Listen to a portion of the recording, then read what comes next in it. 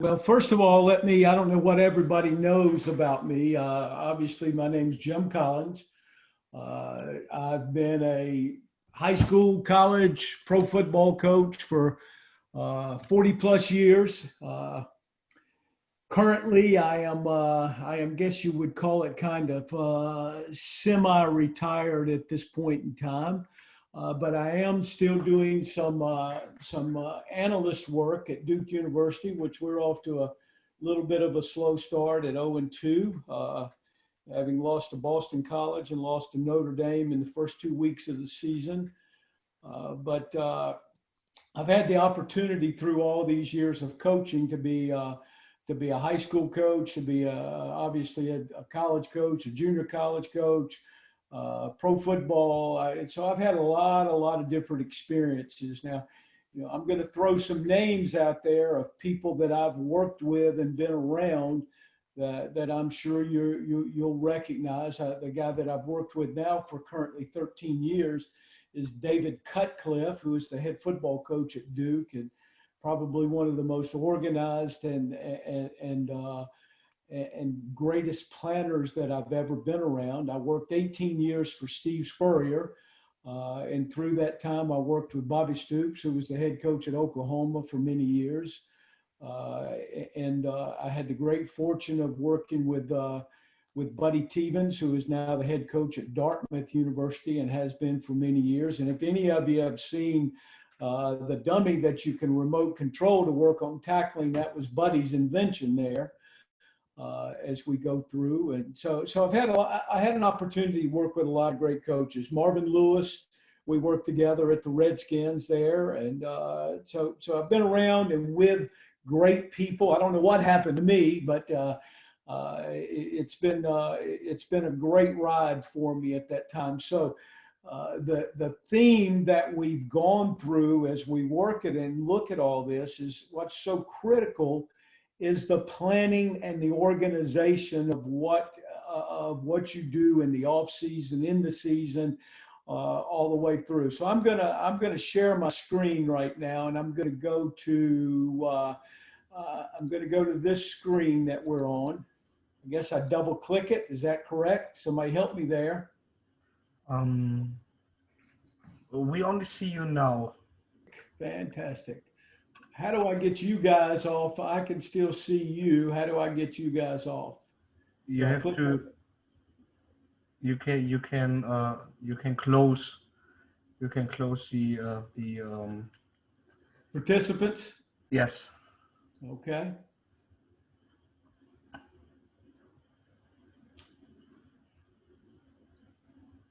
Anyway, that's fine as we go through. But general philosophy here, and this is, I've worked through this many different ways and been through it. I do need to close the participants. Do I just go mute all? Invite. Yes, you can mute all.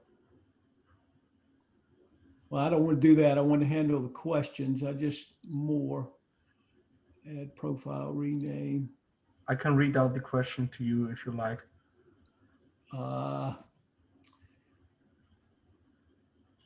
I'm sorry about this, man. Participants. And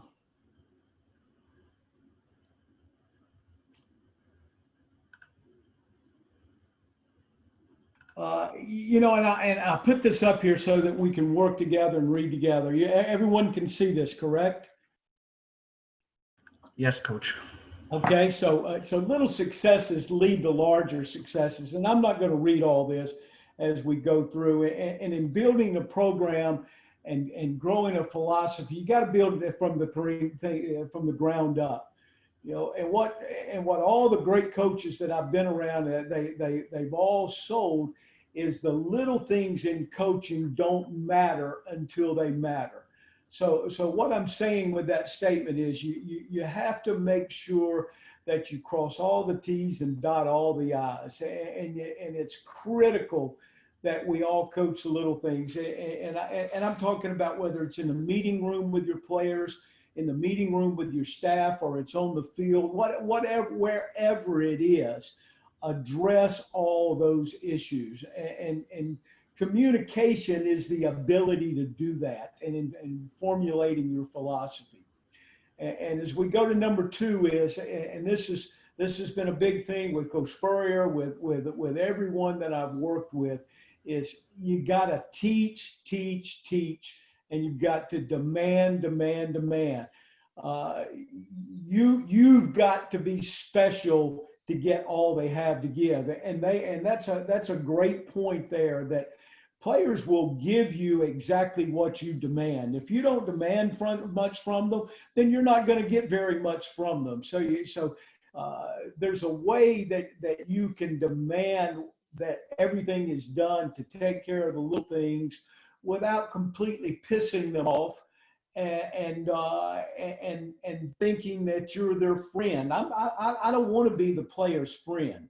I want to be the person that they respect. I want their respect, but I also want everything that they have to give. Your approach on the practice field, there's nothing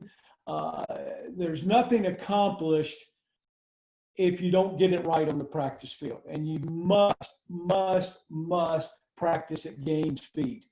And you know, we've all used the term before that practice makes permanent.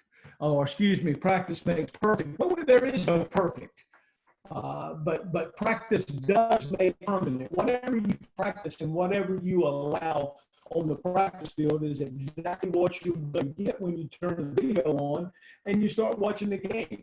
So your practice plan and your organization are critical to maintaining your culture. What you demand and the play speed of your practice. And I'll use this for example, and it's probably somewhere else in this clinic lecture, is that it is absolutely critical that all your drills have a start and finish.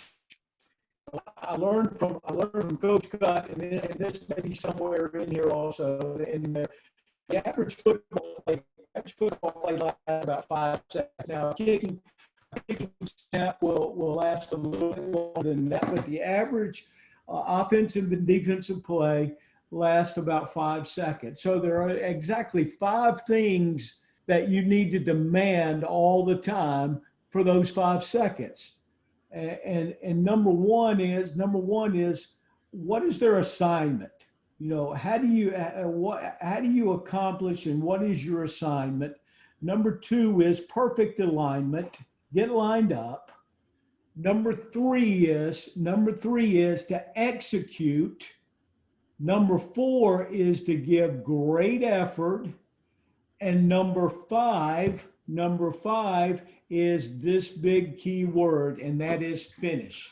So the 5 parts of the 55 are very simple: assignment, alignment, execution, effort, and finish.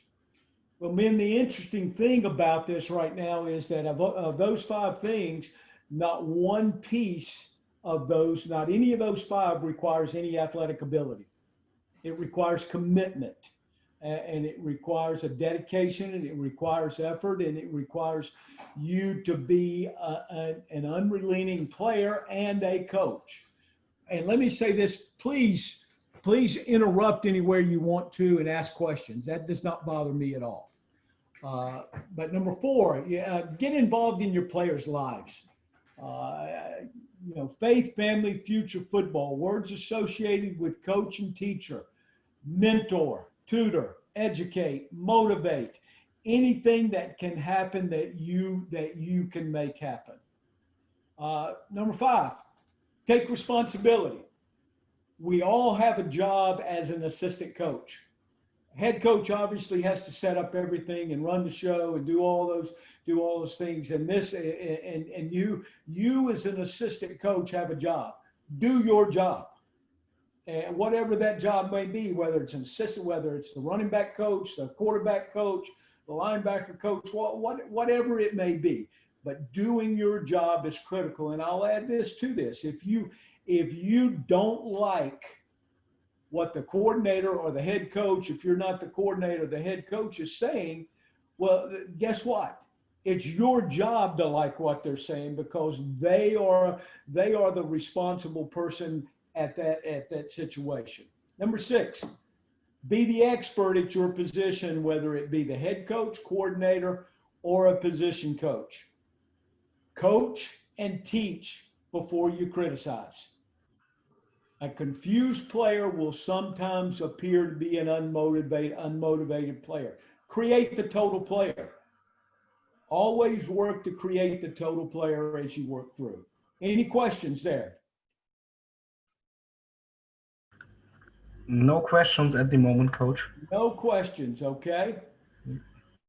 Okay, how many, Coach, how many assistants are on here? Are most everybody assistants, or are they head coaches, or what is our makeup right now? We have, I think, two head coaches, Okay, um, one or two, I don't know, one or two coordinators, and the rest are assistant coaches. okay, all right. Here's number seven. Here's an interesting philosophy and I got this from every head coach that I've ever worked with and ever been around. You got to coach every player that's on the field. And every player that's in the program, regardless of their ability. They're out there giving you their best. I don't care if they're not very good, but it's our responsibility to coach them. Number eight, must be organized in meetings, and it's critical. Your teaching progression is absolutely critical in everything you do. You got to have a plan each time you interact with your team or your segment. Coach Cutcliffe is the best that I've been around. Not that the others were not great, but he never speaks to our team without a complete plan and a plan of attack and a direction that he wants to go and a direction that he wants our team to go. Get the players involved. Get them to ask questions. And you present questions that they have to answer. Teach them to study their opponent. Put them on the board. They will reflect what you're teaching in the meeting room. Make great use of walkthrough time. I don't think there's anything better than a slowed down walkthrough period. But these must be scripted and carded if you want them to be as precise as you expect. Number 10, be precise with alignments and with assignments and technique. You'll never be a sound football team or a program unless you execute assignment, alignment, and assignment. There it is. There's the 55 written right there. And I'm going to make an interesting statement that's in bold here that, as you can see, I'm bringing the mouse over right now. You must grade effort in practice and in games. Let me ask this, Coach. You all film your practices, I assume. Is that correct? You video your practices? Yeah, we do. Okay. But I don't know if every team Has does that it out? in Germany. Yeah, has that But we have one or two angles from every practice. Okay, good. Grade it. We grade every play of practice. We grade every drill of practice, and we grade effort and the execution of what we're teaching in there also. Coach with great enthusiasm. Be quick to let them know they're doing it right. Reward great plays, but don't get overly excited when they do their job. I'm a little bit old school here, gentlemen, and I watch young coaches now, and you watch a receiver go down the field and the quarterback makes a good throw and he makes a routine catch, and then you got the guy sprinting down the field and jumping up and chest bumping and all that. Well, hell, he didn't do anything but his job. Now, I believe in that. If he runs the same route, the DB is right on his hip. It's a competitive catch, and it's competing for the catch. He goes up over the top and makes a great play. I believe in rewarding great plays, but when they do their job, let the fact that they understand that they have a job to do and go do it. Number 12, coach the kicking game with great enthusiasm. This is an area where the breaks are made. I was visiting with a coach today earlier, and during that conversation, we talked about the blend of offense, defense, and the kicking game. Who on this call can tell me why you would defer the opening kickoff and decide to kick off rather than take the ball? Who has a reason for doing that? Anybody speak up. What was the question again, Coach? So, you broke up there. Why would you defer the opening toss? If you win the toss, why would you defer and kick off instead of taking the ball? You get the ball in the second. Oh, sorry. Go ahead there. No, yeah, it's okay. Just tell it. Okay. Well, you get the ball in the second. You get the ball in the second half.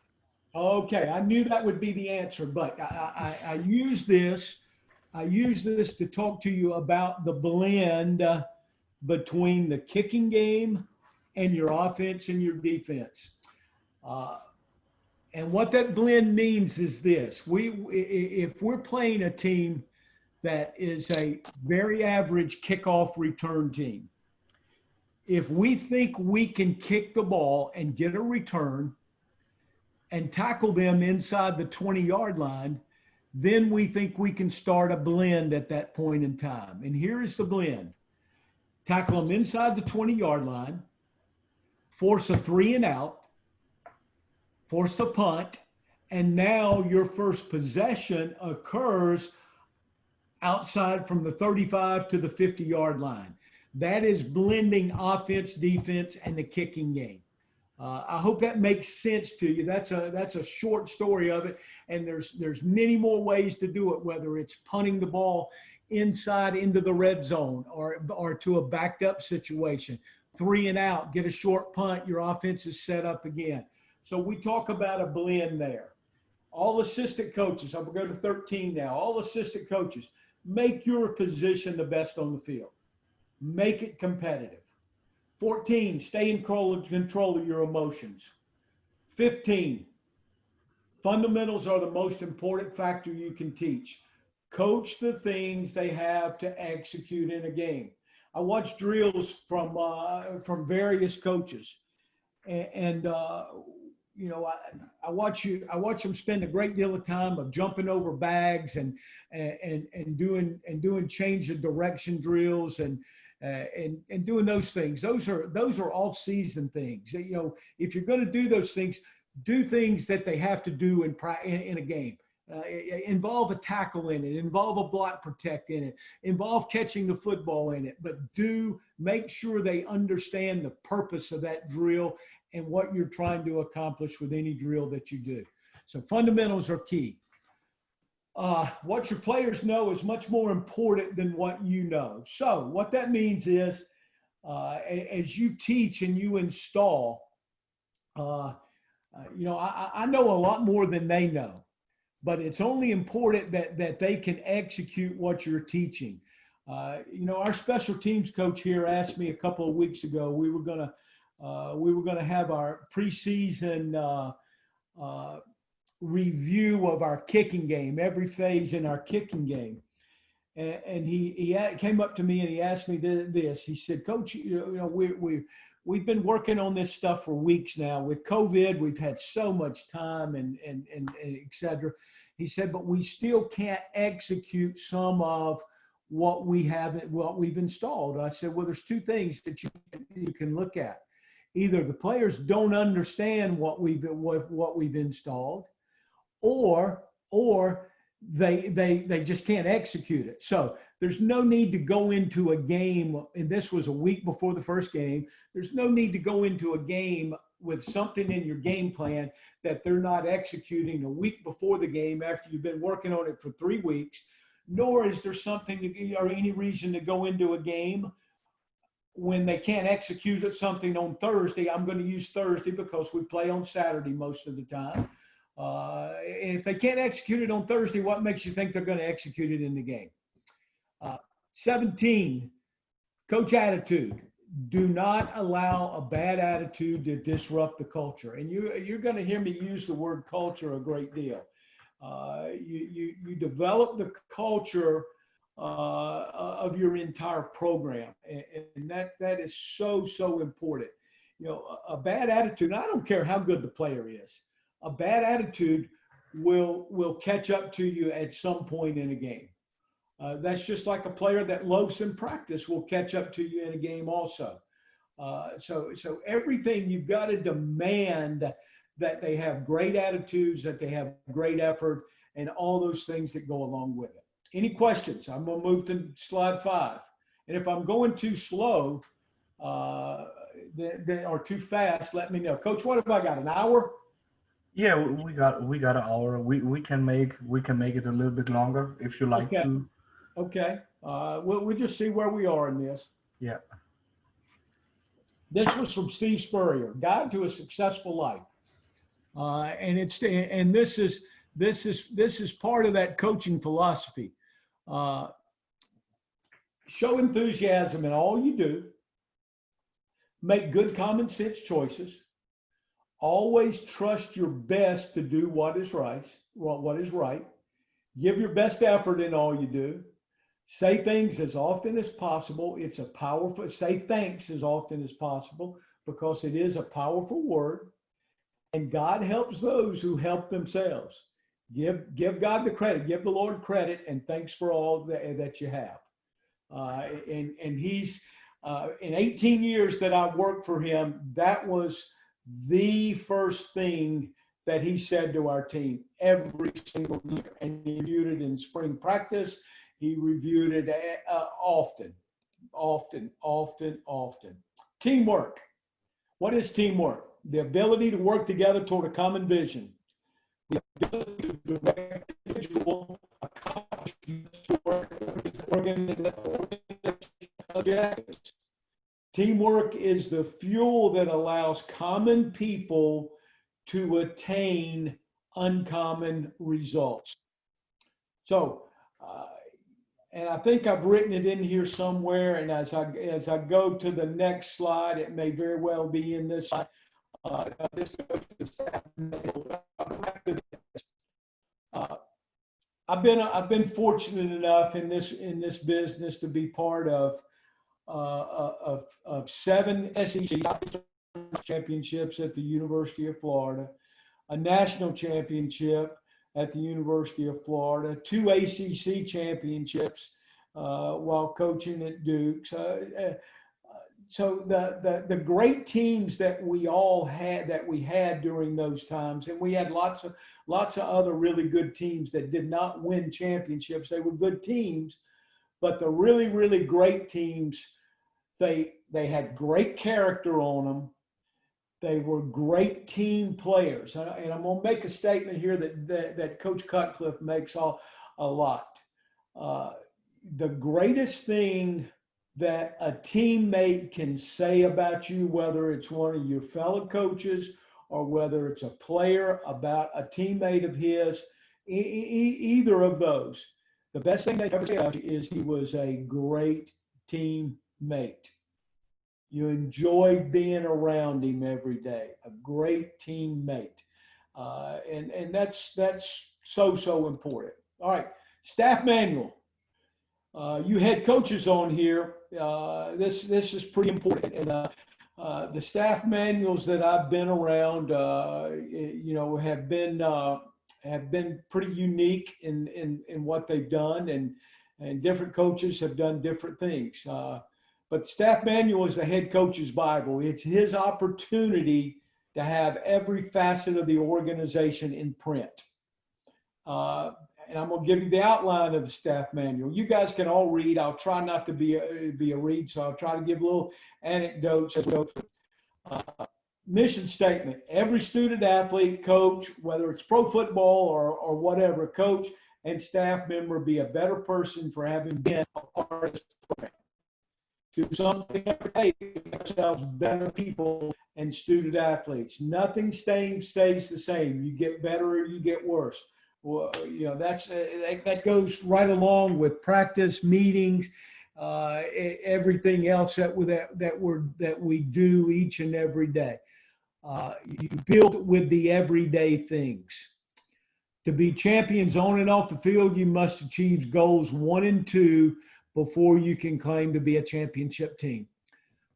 Pursue excellence in all you do. Make a total commitment. Formulate your general staff philosophy. Spell out player-coach relationships with student athletes. Precise staff relationships. Spell out general policies and checklists. Examples: say what you mean and mean what you say. Disagreements go before the head coach. The head coach always has the final say. Assistant coaches should always have a notepad meeting in meetings. These are the little things, but you put them in writing what you expect from everyone in your program. Well, there's no question. If it's in writing and everybody, and you've been through it, there are no questions, because you may come to a point, head coaches on this call, it may come to a point that you may have to let somebody go. Well, all of a sudden you haven't spelled out everything in your manual of what your expectations are, and you really don't have a basis to let them go. So we all know, we all know that people get fired in this business. Probably may not be a factor to you. It may be relationships with boosters, friends of the program, and dealing with parents. Let key people know you appreciate them. How do you do that? You invite them out to practice. You go to the booster club meetings. You talk to them. You spend a little bit of time with them. You send them a note thanking them for what they do. If you have a business that is backing you, then take them a helmet, take them a jersey, do little things to make them know that you appreciate them. Team rules and ethical conduct, spell it out. Spell out the things that are important. Examples are how you leave a load locker room. This is interesting. When we go play a road game, David Cutcliffe taught me this, and he always says this: leave a place better than you found it. And if you do that, good things will come back to you. Every piece of tape, every towel, everything that may be on the floor in a visiting locker room, our equipment staff, our coaches, everybody picks up after themselves. When you walk in a visiting locker room after Duke University has played a game, it's going to be immaculate. It's going to be the same way it was when you walked in. Everything's going to be in a trash can. Everything's going to be put away. That's a little thing. But little things are, again, I go back to that. Little things are important. How does your locker room look? How do you maintain your facilities? And you may not have the most extravagant facilities in the world. They may be small, they may not, but you know, the one thing is you can keep them clean. You can make sure that they're as perfect as they can be, because players respect that. You can't demand of players that they keep things straight and they keep things clean. If you have a messy desk, a messy office, if you allow a messy locker room, if you walk in the Duke University facility, you will not see a piece of trash anywhere. You won't see a piece of tape anywhere. It's little things again. Practice field left perfect every day. Everything's put in place.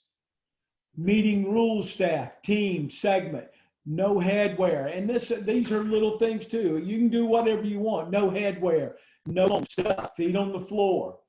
Pro football may be a little bit different. Spell out in-season schedule for coaches and staff.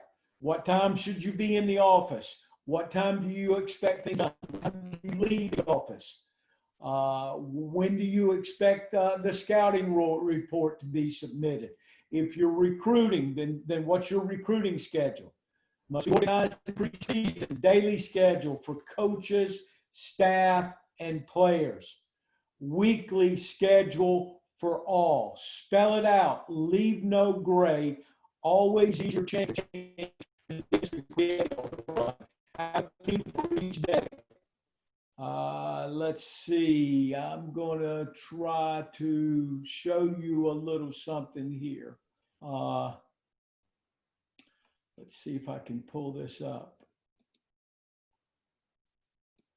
Can you guys see this? The change?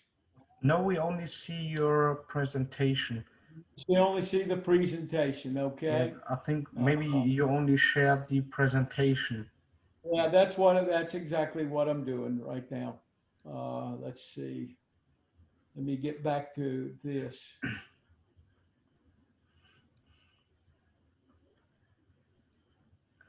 Okay, there we go. New share. All right. This is the 2018 training camp schedule. And I show you this for advanced planning. And I'm just gonna scan through it, and you can see the detail that is in all this. And you guys may all do this, and let me know. Speak up if you want me to go slower. I assume you can see this, correct? Yeah, we can see that now, Coach. Maybe a little bit slower. It's okay. Sorry. It's pretty fast. Oh yeah. I'm sorry, but you can. All you have to do is look at the detail. With everything is planned.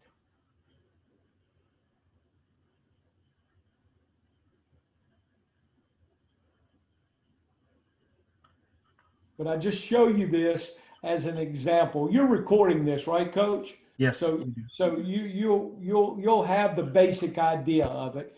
And as I go, I'm going to go fast, and I'm going to take it. It goes all the way through the full preseason, all the way down to the week of the first game.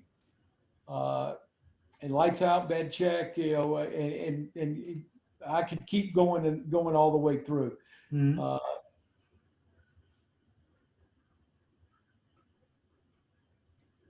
Questions here? Anybody have a question here? No, not on that one. Okay. That was clear. It's great how detailed you put everything together.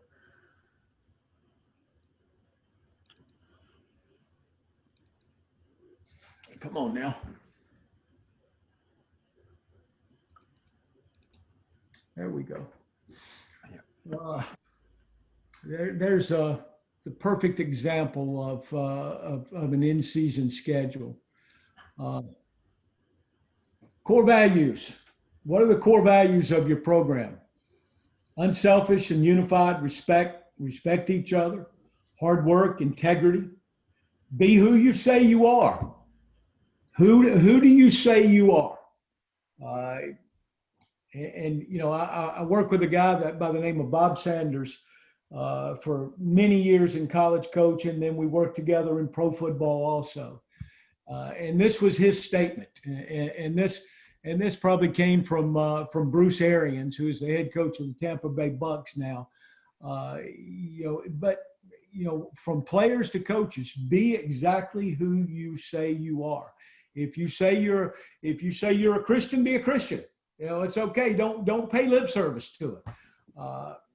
You got to sell. You got to sell toughness, mental, physical, emotional, loyalty. There's nothing like loyalty, discipline, and conditioning. Then you win games with discipline, and you win games with conditioning. And anybody that disputes that, you need to go back. What is discipline? Well, discipline here is it's a little thing, but we don't allow anybody to line up on a yard line. Nobody puts a hand, nobody puts a foot. If we're stretching, everybody's off a yard line. Nobody puts a hand or a foot on it. You sprint through the line, not to the line. A great conditioned team, you win games in the fourth quarter with great conditioning. So very, very critical there. Maxims to live by. This is in the staff manual also. The team that makes the fewest mistakes will win. I'm going to give you a great example of that. We played Boston College last Saturday.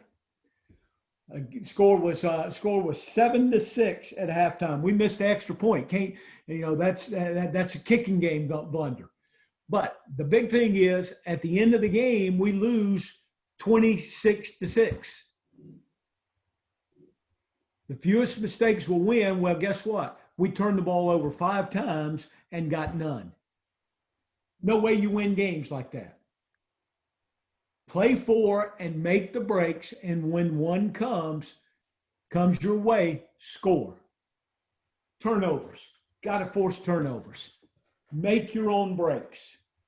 If at first the breaks go against you, don't let up. Put on more speed. Protect our punter, kicker, quarterback, and respect the ball. Our down ball.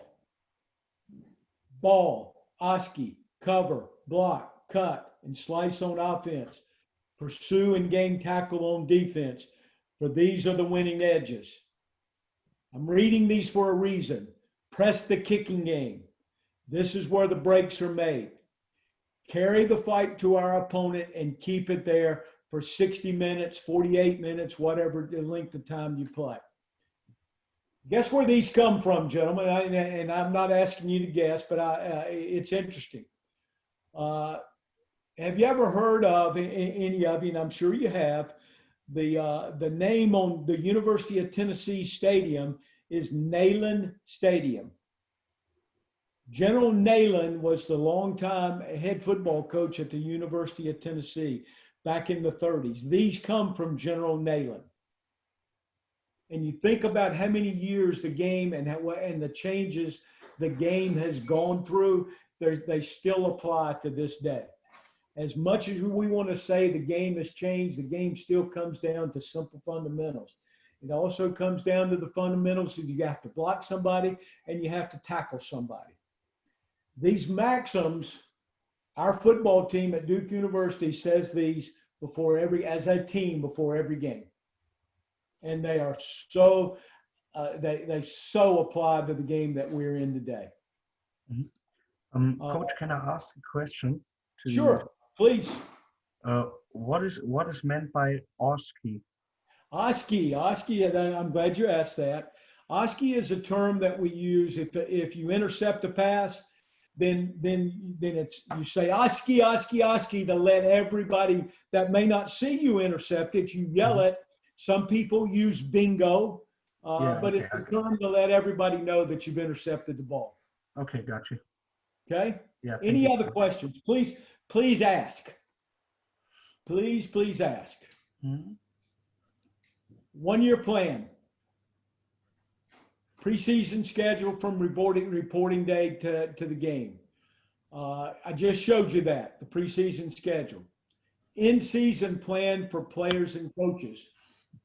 I get an email every Sunday morning that details, which really it details from Monday all the way through the game week or till you get to the game itinerary, telling you exactly what everything is and what happens on each and every day.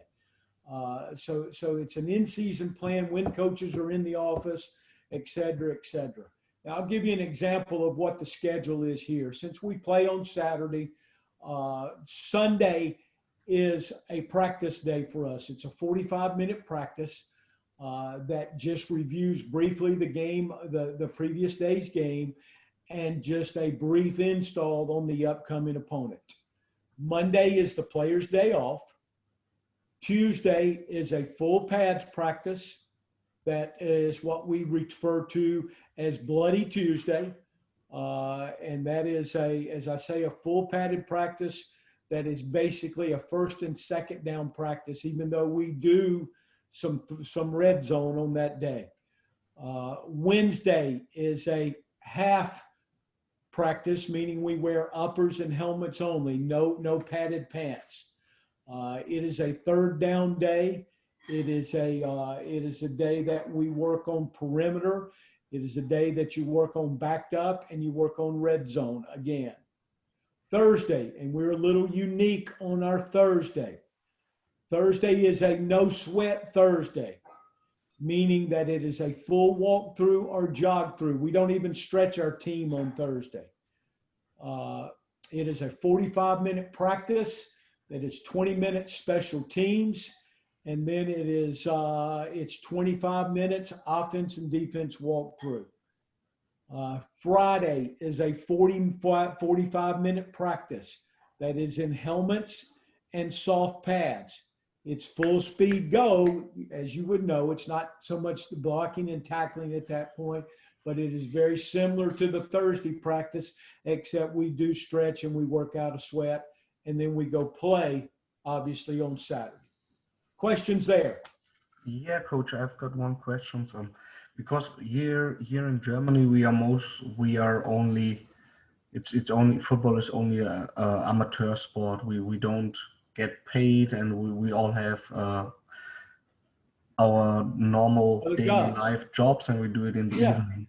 And well, I think it's maybe for us interesting to hear how many times do you spend as a coaches, except for the players, how many meetings do you have per day? So maybe I think it's interesting to see how much a pro coach at your collegiate level, at the D1 level, how much time do you spend during a week? Well, that's a great question, and obviously at the Division I level, and lots of people do it many different ways, and some people stretch the rules. And in college football right now, you have what's called a 20-hour rule, meaning that you can have the players for 20 hours per week. During that 20-hour period, that includes meetings. It includes weightlifting. It does not obviously include class, et cetera, et cetera. Well, of that 20-hour rule, coach, 3 hours of it are the game. So you have basically 17 hours to prepare your team to play a game. Now with Coach Cutcliffe, the meeting schedule is very simple. You get one 45-minute meeting per day. And then our practices are a little bit shy of 2 hours. They're about an hour and 55 minutes. And then included in that is a 10-minute walkthrough. So that's the way that Duke and many people use that 20-hour rule. I know there are some Big Ten teams that are on the field for 3 hours, and then the other hour of a 4-hour day, and you're allowed 4 hours a day, by the way. The other part of that day is of those 4 hours is a meeting. So generally, meetings don't last much over an hour because, let's be honest, it's hard to keep their attention much longer than that. Mm-hmm. And if you say you can, you're a better teacher than I am. Now, pro football is a little bit different. You've got them all day. But even in pro football, and I don't care how much money you're paying them, whether you're paying them $500,000 a year or whether you're paying your quarterback $20 million a year. You have to structure your meeting time so that there are breaks within that. A very typical day would be for us in pro football would be at 8 a.m. We would have a 45-minute special teams meeting, followed by a 15-minute break. Then you'd have from 9 o'clock until 9:45. You would have typically a defensive team meeting, an offensive team meeting, and then you'd have a 15-minute break. 10 o'clock, you would break up and go to your individual meetings. You'd have an individual meeting from 10 to 10:45, and then you would give them a break. Usually that break would occur around 10:45, 45-minute meeting, and then you would go to lunch. Let them have lunch, let them have a little bit of time, come out about 1 o'clock, 1 to 1:15, have a 20-minute walkthrough that is scripted with cards, etc. 20-minute walkthrough, send them back in, get them dressed, bring them back out, and then you have whatever length of practice time that you have. Is that a good summation for you, gentlemen? Yeah, that is very, very interesting to see how the time differs. I think in preseason we will work about 10 hours a week with our guys. Uh-huh. That's that's a lot what we do because we have our daily jobs and the players go to school and have to travel to our teams. So we don't have a campus here where they have one spot. So they travel. For example, we have players who travel 3 hours to our practices, Wow. Wow. and Well, that tells you one thing. That tells you how simple you need to be. yeah, that's right. You don't have them long, which is okay. Uh, but the simplicity of what you do and the fundamentals of what you do, I can see how that would be extremely critical to being successful in your league and in your program. Mhm. And so I think what we've been through here. Hopefully, there's some things that you can use with that type of situation that you're in. Yeah, absolutely. I think there are so many nuggets we can use to implement into our program. So I think that's very helpful. Let me show you this. I'm going to go to another screen. You see here. I have a practice schedule here that I will show you. This is from our defunct Alliance of American Football League. Mhm. Uh, can you see that? Yes, we can see that now. Okay, so you can see how the practice was planned. This was from Monday, January 7th, 2019. You can see part of the meeting schedule here, 8 to 8:30 special teams, 8:30, 9:30 is O&D, and this was a morning practice, okay? 9:45, the bus departed for practice, and the dress was just helmets.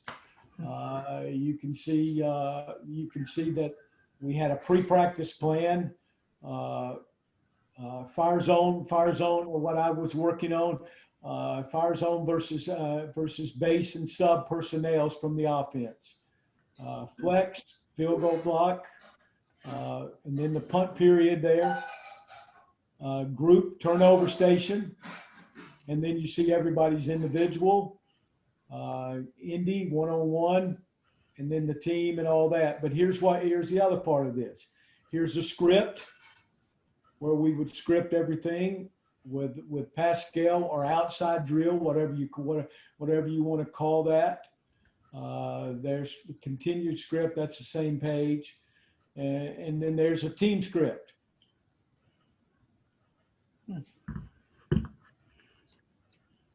As you go through. Okay, let me reload here. Mhm. Can I ask another question? Sure. If you have some short time slots for your for example for your team periods, um, how many plays do you get in maybe in 10 minutes? How many plays? Well, it depends. Are you a huddle team or a no huddle team? Yeah. For example, if you don't huddle, how many If how you many don't plays huddle, would you? we really think that uh, we can get 16 plays in a 10-minute period. Mm-hmm. Okay. Even as many as 18 at times. Mm-hmm. Now, so that's a general rule. And at one point we were even to the point where we were saying we could get 2 plays in a minute. But that's a little bit fast when you start wanting to get, if you're an offensive football team or an offensive coach, and you start wanting to get the defense set so you get the correct looks on defense. Two plays a minute's a lot. Mm-hmm. A lot. Okay. Yeah, that's a great number. We always searching for some numbers we can relate to. So that's great, coach. The sheet that I have up for you now is a defensive grade sheet. This was from the Memphis game on March 23rd, and just everybody designs their own grade sheet, so it's no big deal. But here's something I think is important. This was a practice grade sheet also. And whether you have the time to do it with a full-time job and all that, but I think every player, as you go through, they're looking for input. They're looking for you to share what you think about their performance, and that's why grades are very important. Don't ever think that grading someone is not extremely important, because they need your input. They need to know what's good and what's not good. And they need to know what you think is the correct effort. So practice grading is extremely important, in my opinion, and great effort, as I've already said to you. Mhm. Questions? All right, that's my little presentation. I'm open for questions from anybody. I'll go back to participants now. Mhm. Yeah, I've got some one or two questions ready. Okay. We already talked about. I would like to talk about the coaches' communication in practice during team periods, with each other and with the players. So how, for example, when we talk about two plays in a minute, how many time do you spend on corrections during two plays? How do you organize that in a practice? Oh, that's a great question. And whether you have time to do this or not, but I think this is a wonderful idea. How do I get back so I can see you guys? You have to click on stop screen sharing. I think it's maybe on the top of your screen. There should be a red button. Stop. Okay.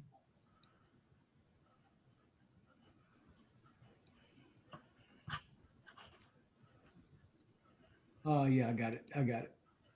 Okay, Yeah. now we're back. Now we're all back. Now, whether you can do this or not but this is a wonderful idea, offensively and defensively, and in the kicking game. And what this staff is doing right now, probably right now at this minute at Duke, is they're having a script meeting.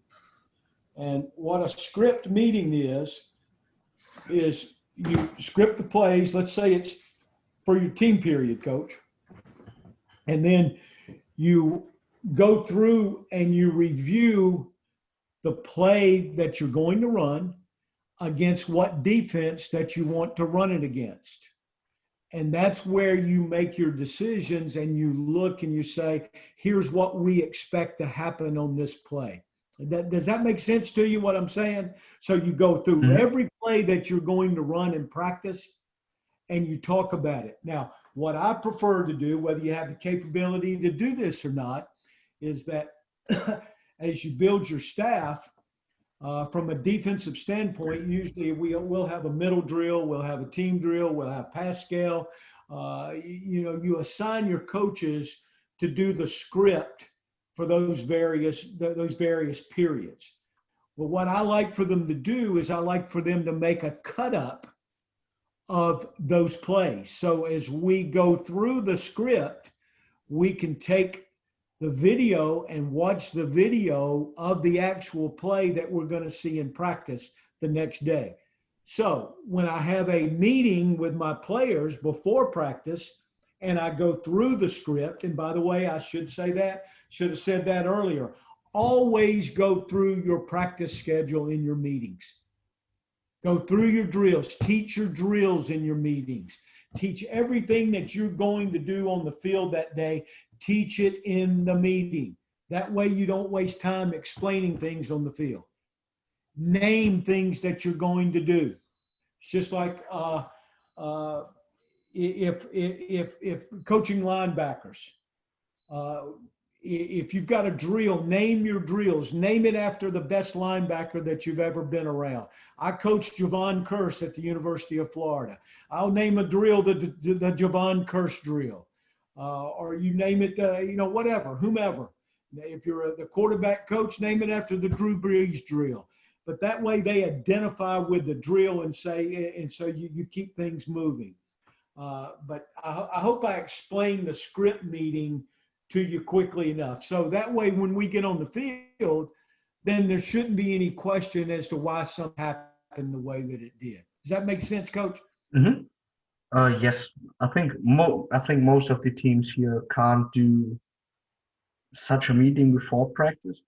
But we do script our practices. So we hand out to all the coaches, all the players, a script for the day we have, but we can't discuss it with them because most of the coaches came directly from their work to the practice field. And do a Zoom meeting the night before. Script them the night before. yeah, okay, gotcha. And when you have this set up, my next question is about how would you align the coaches in team periods? So if you go 11 on 11 on the team, and maybe we have, for example, 2 linebacker coaches, 2 DB coaches, 2 D-line coaches. Where would you align the coaches so you have them for the best position on the field to communicate between plays with the players? Great question. So you got two coaches at each position, right? Yes. Okay. Do you have the primary coach and he has an assistant? Yeah, that's most of the time we have that. Okay. Sometimes we split up. We have a coach only who is responsible for the free safety. One is responsible for the cornerback. So we try to split them up and give them each. Great plan. Great plan. But here's what I'm going to say to you. Split your staff, and when you have the show team, let part of your staff run the show team so that you're getting the exact looks that you want. One of your D-line coaches should run the offensive line. One of your secondary coaches should be with the receivers. One of your linebacker coaches should be with the running backs and maybe the tight end. That way you're getting the exact looks that you want. So when you show the card for the play that you want run, then you explain exactly how you want it run. I hope I'm making sense there. Is that? Yeah, that's a great idea. I never thought about it because we watch the opponent offense all the time, but we don't coach it on the field. Yeah, that's coach it how you want it run. Mm-hmm. That way your players see as close to game simulation as you can possibly give them. Okay. Mm-hmm. With the rest of your coaches, I believe very strongly that your D-line coach and your linebacker coach need to be behind the offense.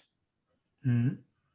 Because as a linebacker coach, and I've been one for many, many years, I want to see their eyes. I want to see what they're looking at. I want to see that their eyes are in the right spot. And then I want to be able to see them fit gaps, footwork, etc. I can't see that from 50 yards behind them to stay out of the way. Now, your secondary coaches need to be back in the back end so they can see from the back end. Mm-hmm. But far enough back so they're not in the way. Okay. Now, on the offensive side, I'll tell you what's interesting here. And I learned this from David Cutcliffe also.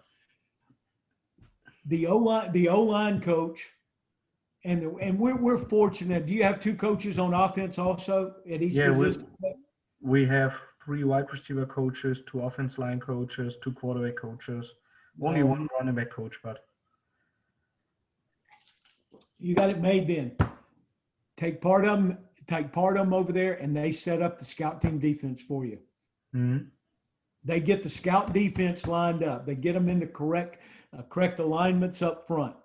They get them in the linebackers in the right spot. They tell the corners and the safeties what techniques they want them to play. Now, when I was in pro football, we would do this. We carded everything. In other words, we put it on a show card and would hold it up.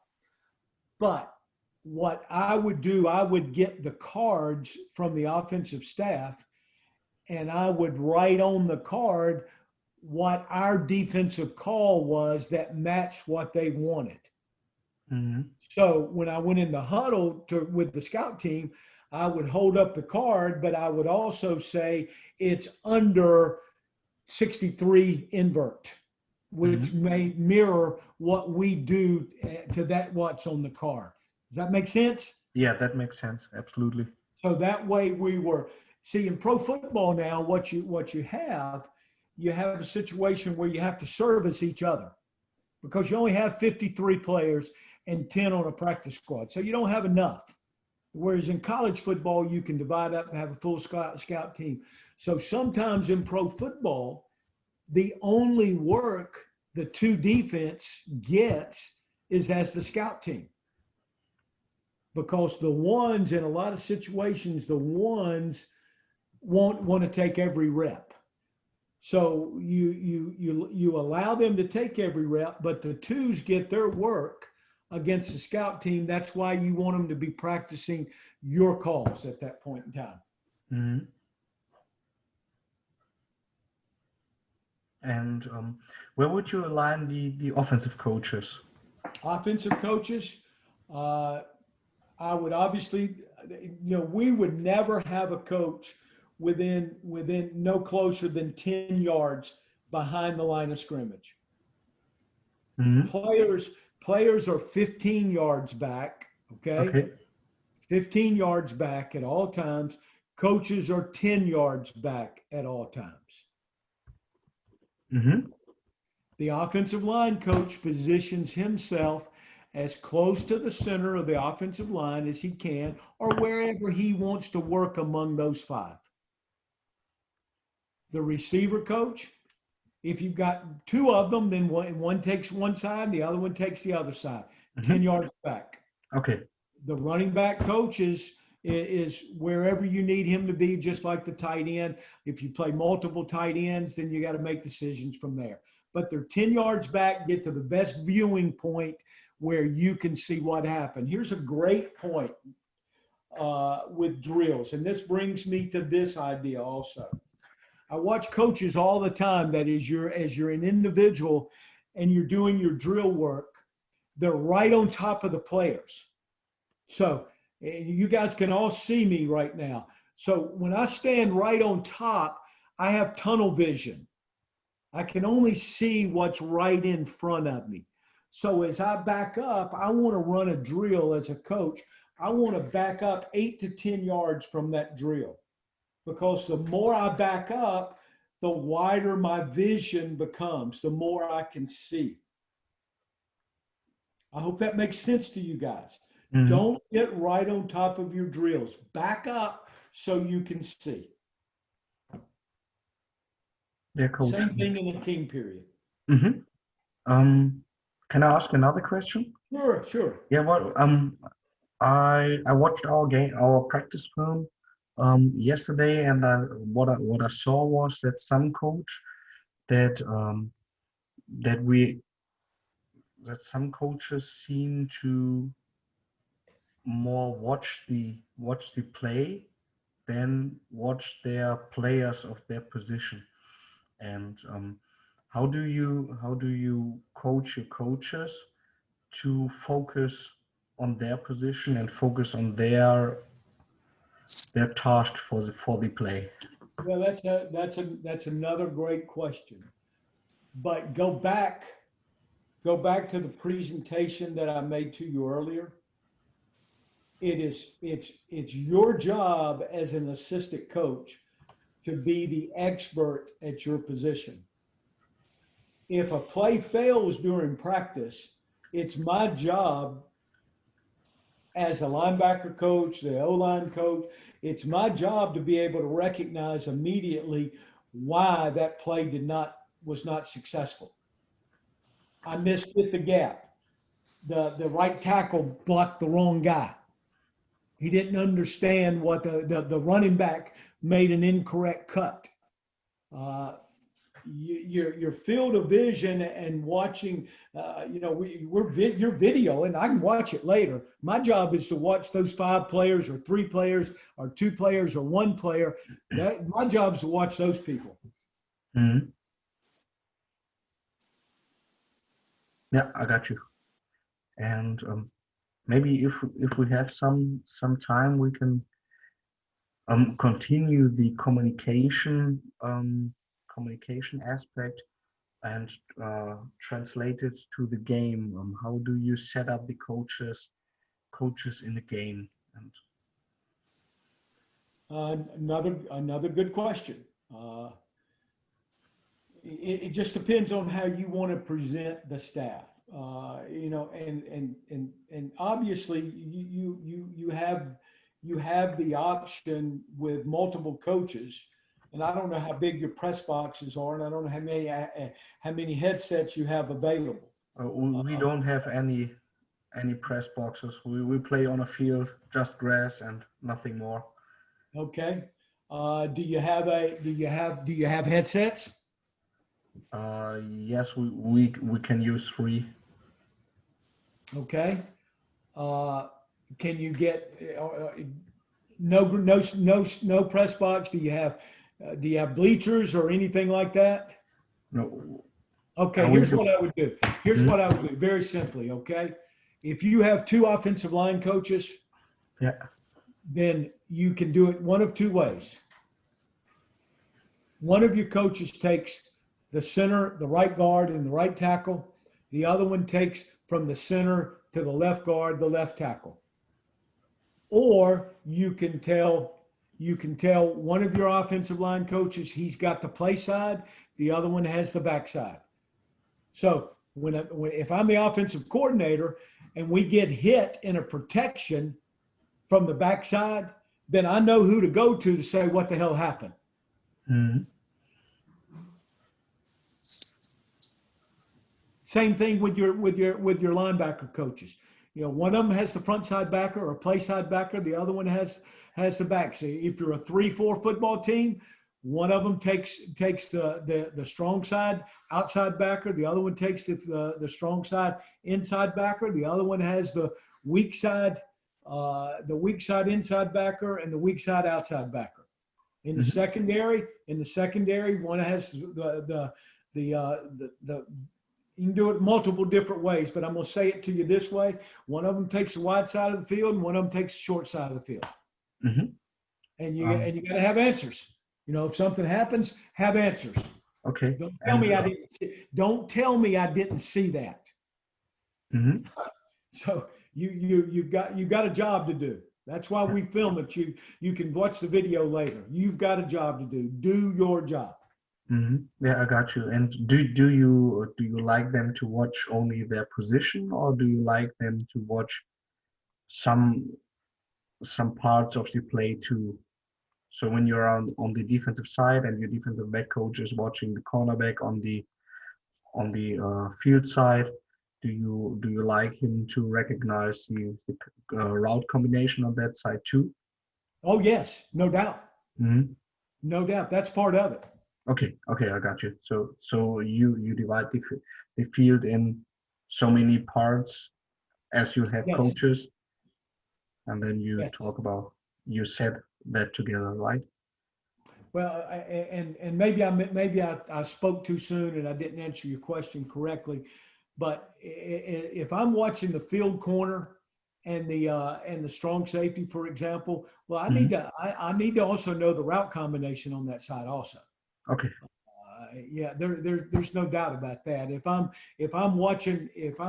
an O-line coach, I need to be in a position where I can see whether they're in under, whether they're in over, what are they in? Are the backers bossed? What I mean by boss, backers over strong, or bowed, backers over weak. You know, where are the linebackers? So I need to see all those things. Okay. That's your level of expertise. Yeah, that's great. And how do you communicate when the drives ended? So you maybe you got a turnover and a punt from the offense, Okay. and you get back into the huddle. You got your defensive players coming to the sideline. How do you communicate as a coaching staff on the defensive side? Well, I think the coordinator, number one, has to be the first to speak, and then you summarize the drive.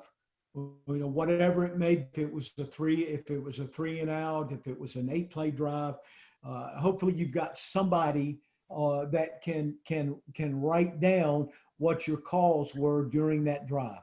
Okay, and what the formation and the play was, because they may have been in a formation that you had not practiced, that you need to draw up on the sidelines. Well, the coordinator needs to do all that. He needs to take a quick look at that summary sheet and say, okay, here was the call. I made this call against this formation. The play was zone read, and we gave up an 8-yard keep to the quarterback. What happened there? So now, as I sit down, I can review as the coordinator where we had errors and get us up to speed at that area. Then you turn them over to the position coaches. Okay, yeah, that makes sense. So that's great. That will be my questions I had on my mind, and I really like to ask you. And you presented so many great answers, and a lot I can implement into my own plan. Maybe we have any other questions from the coaches who are still online. Yeah, Coach, if I may. Coach, you talked about spotting the errors by assigning keys to the position coaches during the game and during the single plays. How do you manage to get the input to the coordinator during that session? So do you pull those keys? So do you go over there and ask the position coach what he saw, or do you expect the position coach to come to you? Well, the key thing is, Coach, is that, you know, and I don't know whether you have this, we have the benefit of having full communication between everybody, okay? We have headsets. And you can speak to each other. So it's an open line of communication. The thing that you have to understand during that open line of communication is you have a very short time to communicate those things, because whoever's calling the plays, whether it's the defensive coordinator, the offensive coordinator, the head coach, only has a few seconds to make that next call. Okay. So number one is getting the next play called takes precedence over everything else. So once you get the next play called, maybe you have time to review it. Sometimes you don't have a chance to review what happens until the series is over. But I'm going to give you a hypothetical here. Let's say that I'm coaching the right side of the offensive line, and we're running a power play that requires the right guard to pull to the left. Okay. And the right guard all of a sudden does not pull. I can quickly say on the headset that the guard busted. And that's the reason the play didn't work during the play. So we can communicate during the play. I hope that answered your question. Yeah, sure. Thank you, Coach. Any others? I got a question, Coach. I come from a pretty small league, and you know, we're quite stretched for coaches. We don't have the luxury that Coach Shaw has, or the collegiate level would have. You know, like I'm on defense, I'm the DC, I'm assistant head coach, and I'm DB coach. So I got a linebacker coach and I got a D-line coach. And then on the offense, we got a head coach, OC, we got a running backs coach, an O-line coach, and a receiver coach. Okay. So it's you know, without spreading ourselves too thin, you know, what way or what should we, or would you recommend any ways to kind of get that level of information relayed back while, you know, keeping our finger on the pulse of the game and kind of, you know, getting with it? I think that's very critical that when you have limited staff, is you have to be very concise in where your eyes are. As the first thing that I would ask as a defensive coordinator, what information is most critical to you to make a call?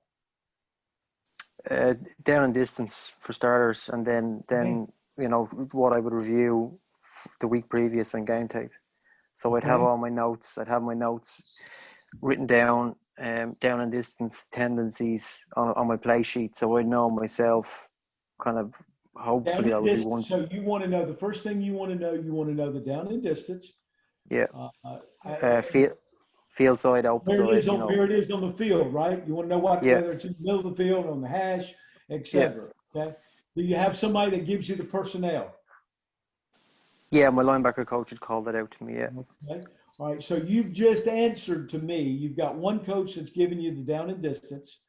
You've got one coach that's giving you the personnel. Are they in a press box or are they on the field? No, we'd be like Coach Schultz said there. We'd just be on the field.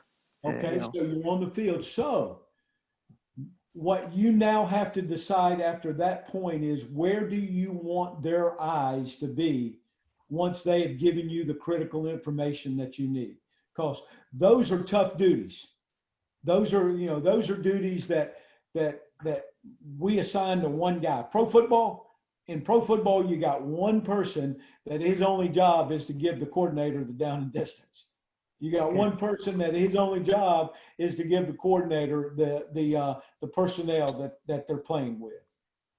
So those are not easy jobs. So where do you want their eyes after that? Because what you're looking at is you're looking at a summation at the end of a drive, or a comment during a drive. Hey, the left corner got beat over the top. The linebacker misfit the gap. Something very quick, very, very concise. And then you got to go back, because whoever's giving you the personnel, unless the team's going to stay in the same personnel group in the entire game, then he's got a hard job. Yeah. Especially seeing it from the field. Yeah. Okay. Yeah. It's yes. I mean, it's dividing up what you have as best you can, I suppose. And yeah. Okay, that's great. Thank you. Thank you. Anything else? Any other questions, gentlemen? But actually, maybe one more. Sorry, coach. Just to run by you. It's kind of a mood point with my head coach. You know, you're talking about your drills and getting yourself set up and running script. We script all our practices too. And one thing I'm a fan of that I learned playing off a head coach of mine was, sometimes he liked to skew the practice in the offense or the defense's favor. And this is something that so one day we'll make it a bit better for the offense and they'll score, they'll beat us deep, or we'll skew the script on a couple of plays, or vice versa for the defense. Sometimes we'll put, we'll send guys in, or we'll send route combinations into, double or triple coverage, and, we'll get a pick or something out of it just to bring the defense up if they've had a bad day. But my head coach is like, nah, I don't like that. I'd rather keep it an even play and, keep it fair for everybody. But I'm kind of trying to bring it in and say, maybe it's not a bad thing to keep them on their toes, or, pick them up when they're having a bad day, or, keep them in check if they're running away with it. What do you think on it? Coach, I think you have to, with your scripts, I think you have to challenge them, but I think you have to show them the degree of difficulty plays. You got to show them what the other team's going to do, whether it's on offense or whether it's on defense. But they're, based off of, in your preseason, there are certain plays that you've worked against your own team, or certain defensive alignments that you've worked against with your own team, that they should be able to do with very little effort, or very little concentration in that area. So I think you show them the degree of difficulty plays. Yeah.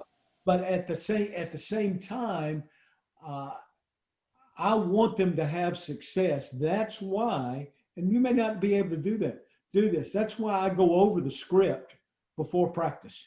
I want them to have success. Okay. I want them to come out of practice with confidence. I don't want them to come out of practice with their head hung because they got their ass beat deep. Now, if they get their ass beat deep on a play that I've already been over, then yeah, they should hang their head. But I hope that makes sense to you what I'm saying there. I want to build and grow their confidence. I don't want to tear them down. But at the same time, I want to challenge them. I want them to be challenged.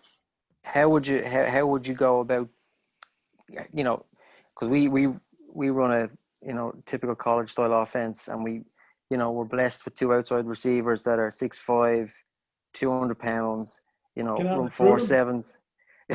These boys can play.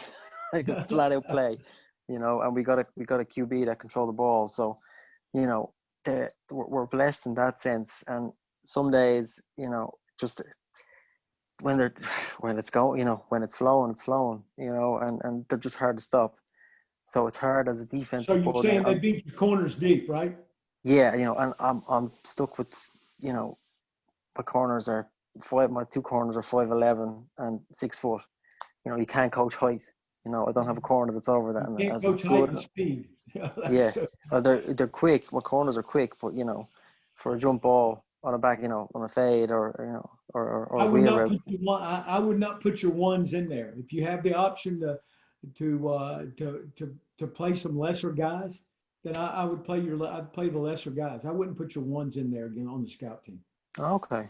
In pro football, for an example, if I'm coaching a team that who's the best wide receiver in the NFL right now? Julio Jones. Yeah, Julio Jones. One of those guys. You know what? They're never going to play on the scout team. Because number one, I don't want his ass to get hurt, and number two is, the way we play against those guys is one-on-one. You set up a drill earlier in practice, and they go one-on-one against each other, or you set up Pascal, and it's good against good in Pascal. But when it comes to scout team, I don't want ones-on-ones in Pascal in team. Okay. Yeah, that's great. Great answer. Thanks, Coach. Thank you. What else, guys? All right. I've enjoyed it. Yes. Thank you. Thank you very much for your time and for all the knowledge you offered to us. And I think we can really take a lot of your talk, and it was great to participate on your long time building knowledge you got over all these stations you have been. So that was amazing, and I'm really thankful that you came on and help us to grow the game in Europe. Well, yeah, I tell you what, if you ever need a ball coach, let me know. I'll come over and help you. No, I'm just kidding. But I appreciate you guys. I appreciate you having me. If you want to, at some point, if you want to talk ball, offense and defense and things like that, at some point, let me know, and I'd be happy to join you again. But Thank you very much. You guys, good luck to all of you. Okay. Yeah, I will, Coach. Thank you very much, and have a great day, Coach. Thank you. Goodbye.